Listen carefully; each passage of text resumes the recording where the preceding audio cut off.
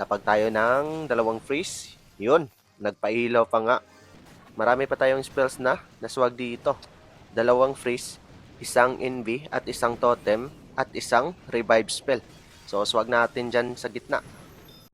Kamusta mga boss? G's Gaming nga pala.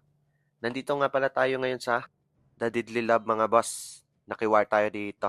Sa nakikita nyo ay pasag na yung base namin. 131 over 144. So ang clan pala na to mga boss ay may 5 win streak.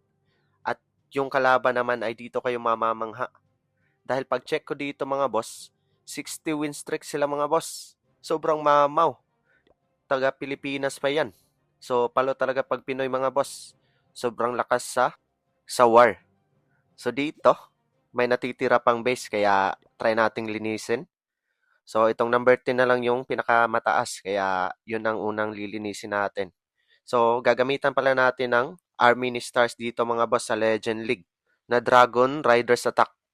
So ang plano ko sa base na to mga boss, dito tayo magdudok charge para makuha yung value na yan, makagawa ng fatting or panel. At dito naman tayo maglalapag ng RC para makuha yung isang Revenge Tower kasi masakit yan pag di natin nakuha agad. At dito naman sa gitna yung Dragon Riders natin. At dito tayo mag-o-overgrowth sa may speeder na compartment. So, ganun lang yung plano mga boss. Kaya tara, baka na! So, una, duck charge muna tayo dito. Yun, may Tesla. Pupunta pa sa Wizard Tower. Super Wizard pala. So, mag-i-envy siya. Drop ulit tayo sa 46. Drop ng envy. So, yun. Pumunta sa Dragon Dock. Mas napaganda pa. So, sana makuha yung isang Super Wizard Tower. Nice. Envy tayo. So, bahala na siya dyan. Siguro kaya pa niyang pumunta dun sa may RX bow. So, envy tayo. Envy. Need lang talaga makakuha ng magandang value ang dock charge natin dito mga boss. So, dito, parang pupunta sa may Wizard Tower. Kaya, envy ulit tayo. So, sana pupunta sa Minion Prince. Yun. Last envy ulit tayo. So, hayaan na natin siya dyan. So, saan ba tayo maglalapag? RC na pala muna. RC. So, Baby Dragon, pang funnel. Pang funnel dito sa baba. Drop na siguro natin dito sa baba yung Dragon Riders natin. Skywagon, Warden, Minion Prince. Distract muna natin ng totem kasi na-activate na yung Rage Tower ng kalaban. So dito, need na natin mag-Warden ability. Yun. Kaso yung Guardian naka-free hit pa rin. Buti na lang immune. Poison muna pala natin yung bantay ng kalaban. At overgot na rin sa may speeder. At distract natin yung Guardian. Masyadong naka-free hit. Impy ability. Sabay revive sa dock. So, clean up na tayo. Lapag tayo dito ng Wizard. At 4 na rocket launch dito sa may long range na defense. Ewan ko kung anong tawag dyan. Nakalimutan ko. Long shot. Long shot ba yun? Pero dito, may dalawang freeze pa tayong gagamitin.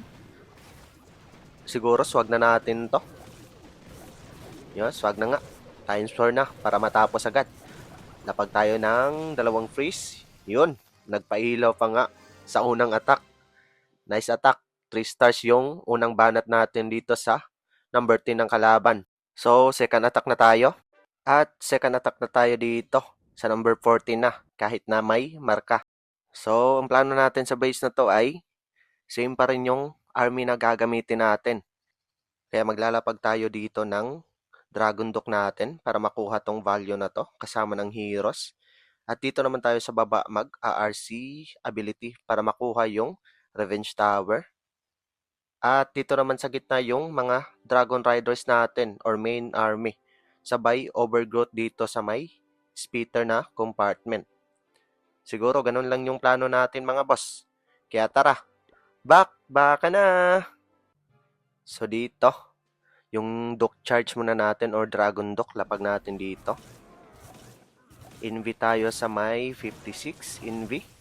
Yun. Dumiretso sa may Super Wizard Tower. At dumiretso sa may Guardian niya. Goods lang din.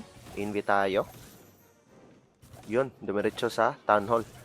Mas napaganda pa yung Duke Charge natin. Sabay Envy ulit tayo. Kaso nahuli tayo ng lapag ng Envy. Aray ko. Pumunta pa yung Duke sa may traps. Envy ulit. Kaso tinulak ng Earth Sweeper. Hahayaan na natin siya dyan.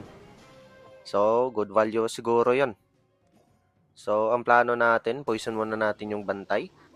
Sabay RC ability tayo dito. So, RC. At PB Dragons pang panel. Rocket balloons na lang muna siguro natin tong Revenge Tower para makuha agad. Pwede na siguro tayo maglapag ng main army natin dito sa gitna. Loons, MP, Skywagon, Warden.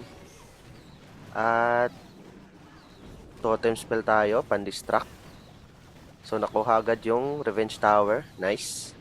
So, wala na tayong problema dyan mamaya. Need na natin i-overgrowth yung Speeder. Nakaka-free hit. Sabay, Warden ability na siguro tayo dito. Nice. So, lapag tayo ng panlinis. Saan ba maganda? Siguro sa baba. Wala akong makita kung saan mas magandang maglapag ng panglinis. Siguro, impi ability na lang tayo dito. Sige, impi ability na. At rocket launch sa mortar. Sabay, lapag ng panlinis.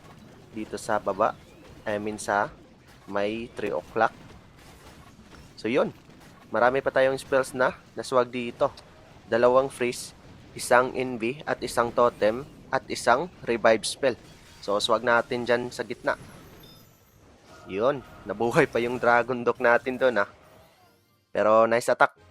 Madami tayong naswag na spells doon. So, 6/6 tayo. So, nice attack. Sana may natutunan kayo paano mag-analyze ng attack. So, yun. Need na lang nating hintayin yung result mamaya. Feeling ko draw to. Sana makatristras yung kakampi ko dito. Sobrang mamaba naman ng kalaban. A few moments later. At nakadraw nga kami dito mga boss.